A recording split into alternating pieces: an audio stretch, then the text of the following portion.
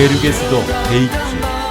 그렇게 오랫동안 중국처럼 거대한 나라의 정치, 문화 중심지로서의 위치를 고수해온 도시는 세계에서 거의 찾아보기 힘들다. 2000년 전 지금의 베이징 부근은 이미 중국 동북부 국경지대의 중요한 군사 교역 중심지였다. 이후 명의 제3대 황제가 베이핑을 다시 수도로 삼으며 베이징이라는 새 이름을 붙이며 수도로서의 지위를 지켜왔다. 중화인민공화국의 수도로서 13억 인구의 심정부인 도시 베이징. 천년에 걸친 제국의 도읍지로서 매력적인 도시의 하나인 베이징은 문화 정치적 중심지로 살아있는 역사 문화박물관이다. 그중 달에서도 보인다는 이야기가 있을 정도로 거대한 길이를 자랑하는 인공 축조물 만리장성은 중국 상징물의 진수를 보여주는 곳이다. 이곳은 만리장성의 보존이 가장 잘 되어 있어 만리장성 중에서도 대표적인 구간으로 꼽히고 있으며 대부분의 관광은 이곳에서 이루어지고 있다. 만리장성에 설치되어 있어 좀 더 편한 여행을 할 수 있게 도와주는 케이블카를 이용해 어렵지 않게 만리장성에 오를 수 있다. 고지대이다 보니 11월의 날씨에도 벌써 눈이 쌓여 있다. 어느새 만리장성이 그 웅장한 자태를 드러낸다. 이미 사진이나 방송에서 수없이 접해서인지 그 느낌은 익숙하다. 만리장성은 인류 역사상 최대 규모의 토목공사 유적이자 중국 고대의 중요한 군사시설로 방어용 성벽으로 알려졌다. 총 길이가 약 5,000에서 6,000km에 이르는 만리장성. 만리장성이라는 말은 긴 성을 강조하기 위한 단어다.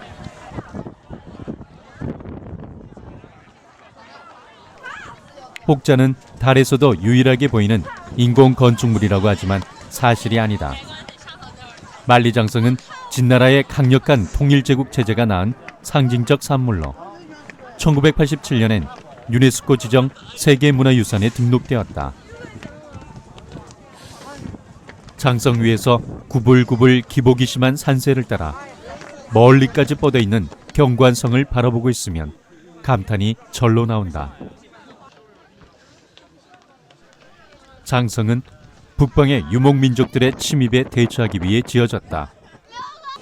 북방의 유목민족들이 기후가 온화하고 물자가 풍부한 농경지대로 진출하기 위해서는 만리장성이라는 관문을 통과해야 했다. 따라서 만리장성은 단순히 군사적 침략을 막기 위한 방어망인 동시에 유목민족과 농경민족의 문화를 구분하는 경계선의 역할도 했던 것이다. 만리장성은 세계에서 가장 긴 무덤이라고도 할 수 있다. 그 거대한 명성을 만들기 위해 수많은 백성들이 만리장성을 쌓다 죽은 그 자리에 그대로 묻혔기 때문이다. 위정자들의 그릇된 욕심과 판단이 수많은 양민을 죽음으로 내몰았을 대표적인 사건일지도 모른다.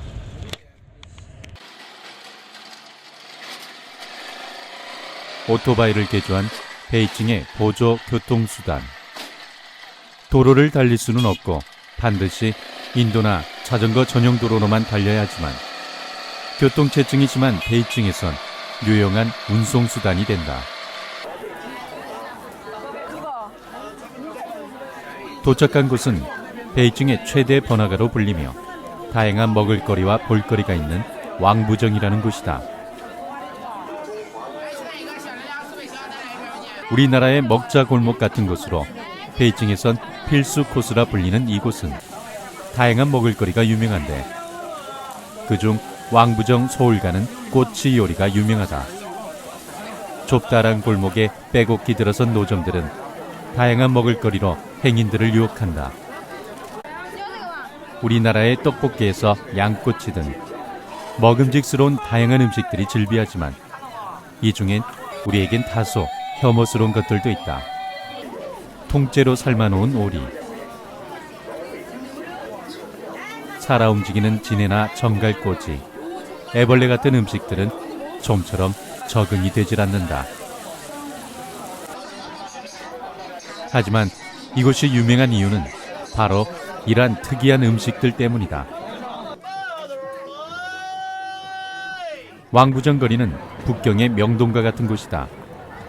옛날 이곳이 황실의 저택과 우물이 있었던 곳이라는 것에서 유래해 그 이름을 빌어 이곳을 왕부정이라 불렀다고 한다. 그 길을 따라 조금만 가면 사뭇 다른 풍경이 펼쳐진다. 길게 늘어선 노점의 좌판에선 김이 모락모락 피어오른다. 규격과 간판이 획일적으로 정돈된 노점의 행렬은 수백 미터에 이른다.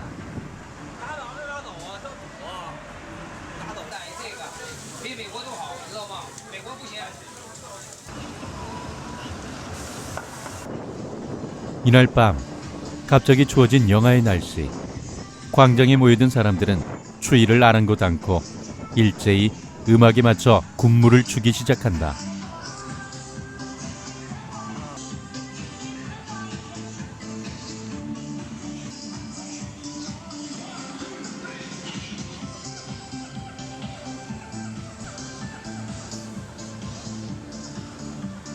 무슨 일인지 궁금했지만 알 길은 없었다.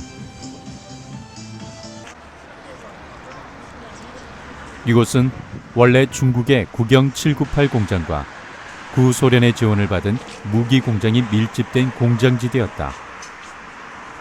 냉전이 종식된 1950년대 말부터 무기 공장이 하나씩 철수하였으며 2001년부터 베이징과 인근의 예술가들이 몰려와 798 공장을 임대해 예술가 특유의 안목을 발휘해 공장을 갤러리화해서 사용하는 독특한 예술 전시 형태를 보여주며 공간 창작의 창의성을 뽐냈다. 전시장 안의 그림들은 우아함보다는 재치가 넘친다.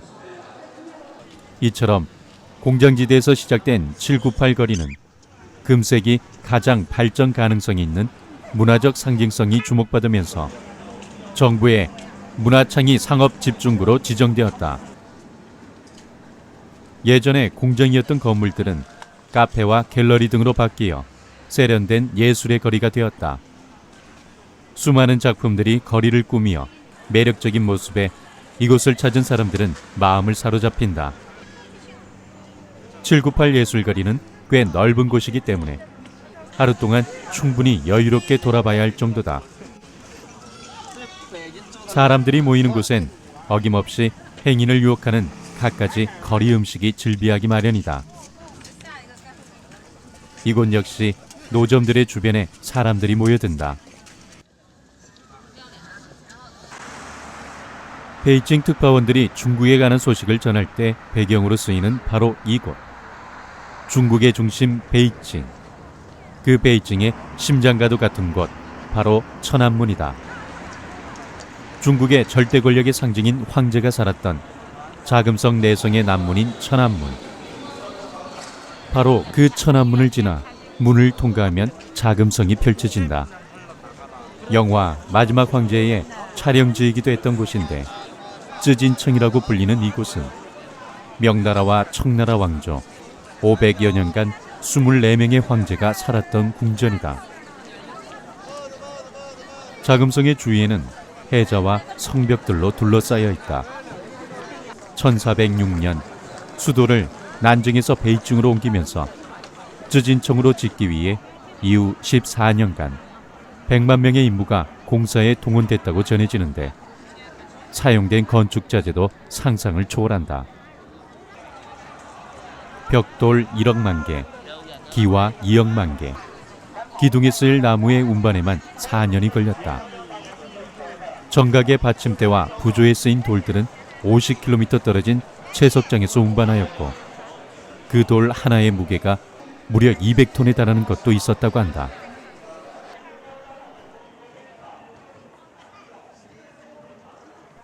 당시 부역자들은 겨울철 길에 물을 뿌려 빙판을 만든 뒤 돌들을 날랐다고 전해진다. 이런 과정을 거쳐 완성된 쯔진청에는 황제 일가를 위해서 9,000명의 시녀와 1,000명의 내시도 함께 살았다고 한다.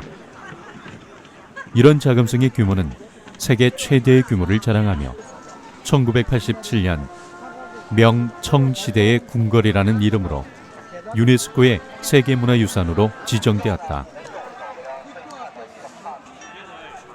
하지만 처음 들어섰을 때의 넓고 크다라는 느낌과는 달리 우리나라의 궁궐에서 볼 수 있는 아름다움은 볼 수 없었다. 게다가 계속해서 비슷한 건물들이 이어져 조금은 지루하기까지 하다. 혹자의 기억 속엔 그곳은 중국인들의 특성답게 그저 크고 많을 뿐이었다. 서태후의 여름 별장으로 잘 알려진 이 화원은 베이징시에서 16km 떨어진 교외에 위치하고 있다. 산과 호수를 끼고 있어 풍광이 아름답기로 유명한 이곳은 북장의 고전 정원이며 풍경 조형이 풍부하고 가장 완벽하게 보존된 황실 정원이라는 평이다.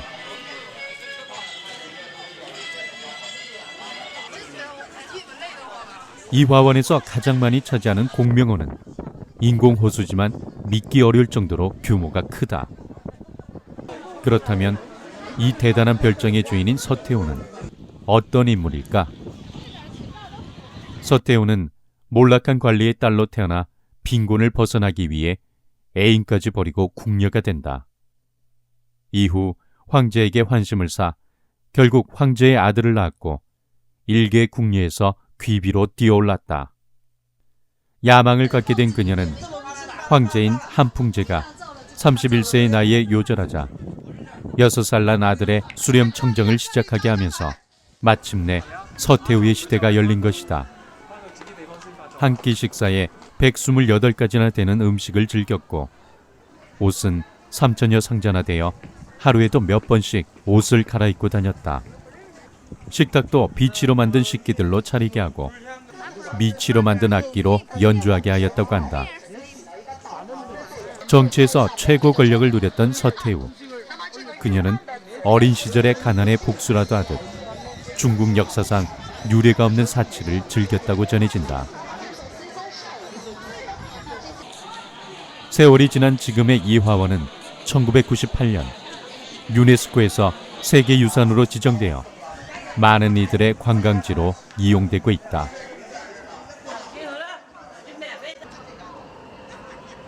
중국에서 유명하다는 근면왕조 공연을 보기 위해 베이징시에 위치한 테마파크인 해피밸리를 찾았다.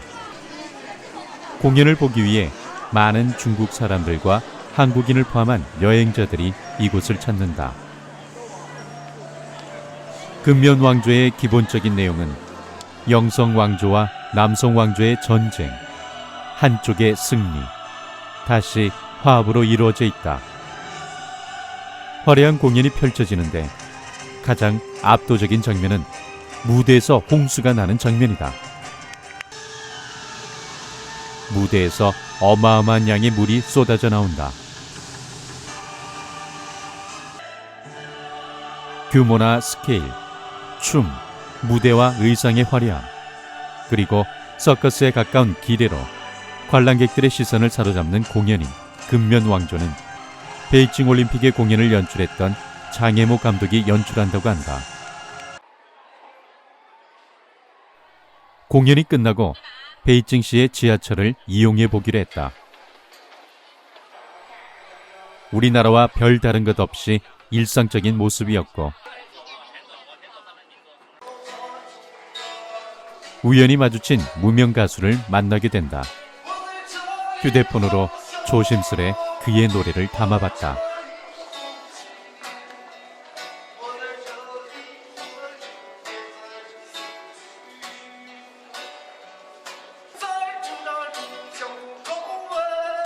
큰 스케일의 공연보다는 이러한 절실한 가수의 노래가 더 마음을 흔들어 주는 것 같았다. 빠르게 발전하는 중국. 도시 주변의 높은 빌딩이 중국의 오늘을 보여준다면 중국의 과거를 볼 수 있는 곳이 있다. 바로 10차례. 중국어로 스차하이라는 곳이다.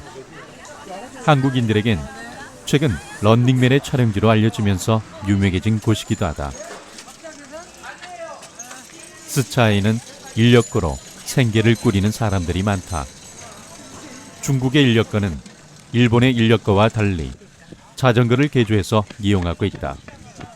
이곳에서 두 사람씩 인력거를 올라타고 스차아이를 돌아보는 코스다. 이곳은 베이징의 옛 특색과 전통적 면모를 가장 많이 보여주는 명승지이자 주거지역이다. 유명인의 옛 저택 등을 기반으로 다양한 음식과 오락, 문화를 즐길 수 있는 곳이다. 후통의 일부 집들은 이처럼 관광객들에게 집과 생활하는 모습을 보여주며 정부 또는 관광객으로부터 돈을 받고 살기도 한다고 한다. 이 마을의 대부분 집들에는 우리나라의 북촌 한옥마을처럼 실제로 사람들이 살고 있다. 골목에는 사람 머리만한 군고구마를 파는 사람들이 보이는데 중국은 뭐든지 참 크다는 생각이 든다.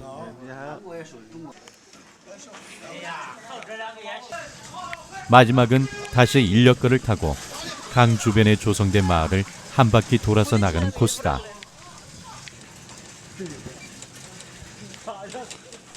길게 줄지어 달리는 인력거. 주변에 늘어선 경치를 즐길 사이도 없이 이들의 장난 어린 경주에 불이 붙었다.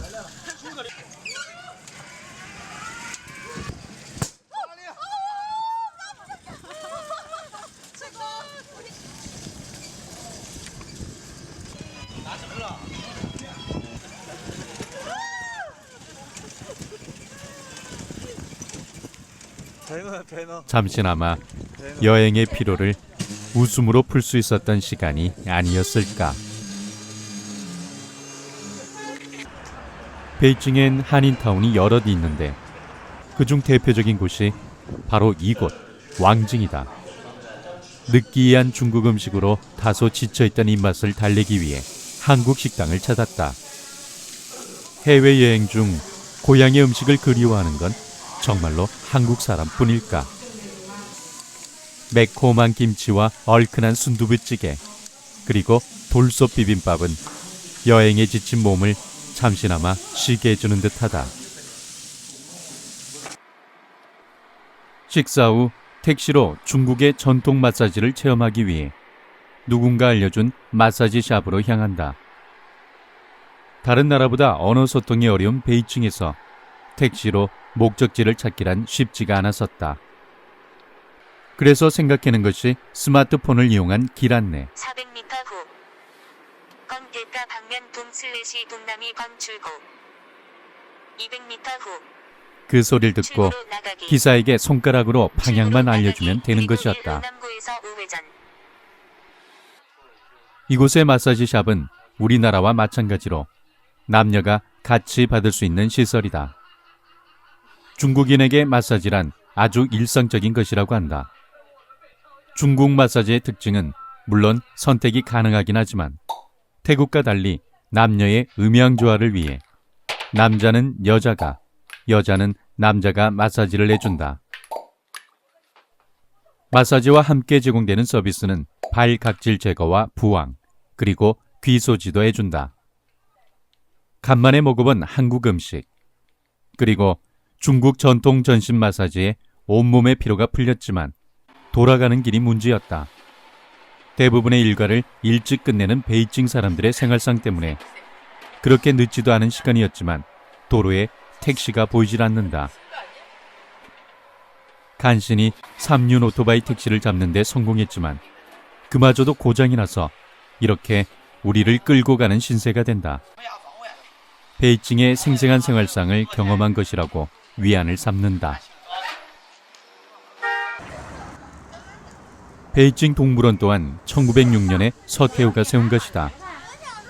정부 기금으로 운영되는 베이징 공원 산림사무소가 관리하고 있으며 아시아산 희귀종들을 수용하고 있는 것으로 유명하다. 베이징 동물원은 중국 공산당이 베이징을 장악했던 때에 주로 실험농장으로 이용되기도 했다. 사실 해외를 다니면 특별한 경우가 아니면 동물원은 들르질 않게 되는데 의외로 괜찮았다.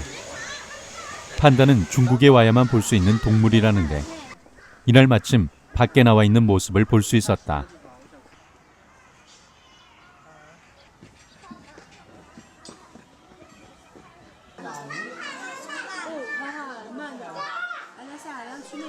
판다 빼고는 특별한 동물은 없었지만 공원 자체가 아름답게 가꾸어져 있었다.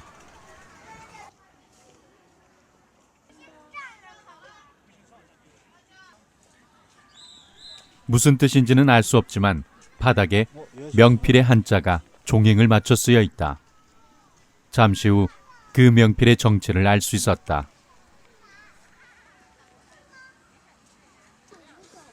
중국에 있는 동물들은 한국의 동물들과 다른 자기들만의 언어를 사용할까 새삼 궁금해진다.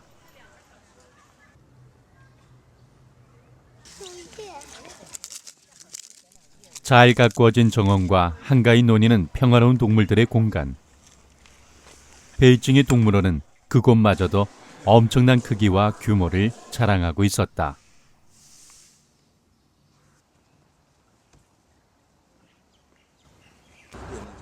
(1981년에) 개장한 이 박물관은 지하 1층에서 지상 6층으로 구성되어 있으며 각 층에는 고대 중국의 유적과 명나라 및 청나라 시기의 도자기, 불상, 공예품 등이 전시되어 있다.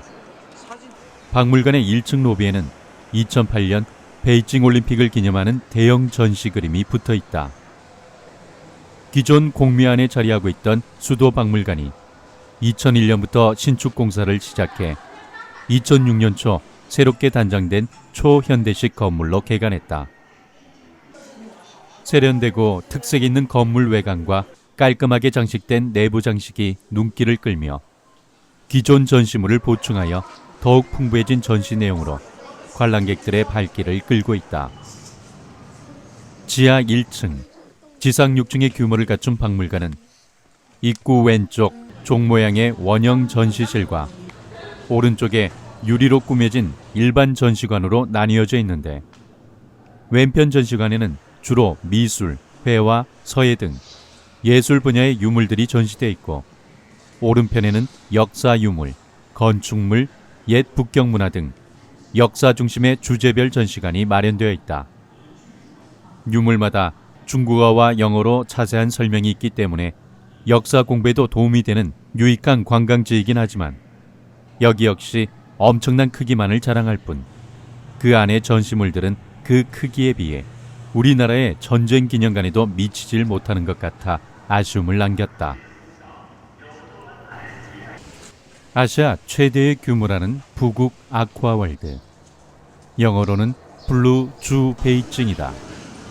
이곳 또한 베이징 시내에 위치하고 있다. 아침 일찍부터 찾아든 사람들이 많다. 동물원과 마찬가지로 수족관도 사실 한국에 있는 수족관이 더 풍성해 보인다. 하지만 그래도 막상 눈앞에 펼쳐지는 해양 생물들의 신기한 모습에 더 이상 무엇이 좋고 나쁜가에 대한 생각을 내려놓게 만든다. 알록달록 위장무늬를 자랑하는 다양한 물고기들이 시선을 끈다. 해저 터널은 마치 바닷속에 들어와 있는 듯한 착각을 불러일으킨다. 봤어도 또 보고 싶은 게 사람이고 또 살아있는 생명체인가 보다. 한국에서도 충분히 봤던 해양 생물들의 모습과 만화 영화의 주제곡이 절묘하게 오버랩된다.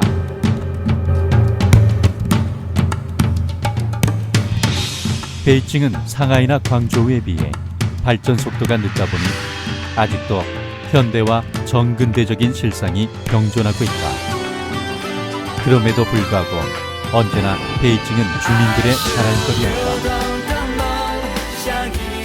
오늘날의 베이징은 도시 전체가 개발지역처럼 하루가 다르게 도약적인 발전을 하고 있다. 전통적인 문화도시로부터 현대적인 도시로 탈바꿈해가고 있는 과정을 통해 중국 전통과 서구의 문물을 접목시키려는 중국의 고심을 엿볼 수 있는 곳이었다.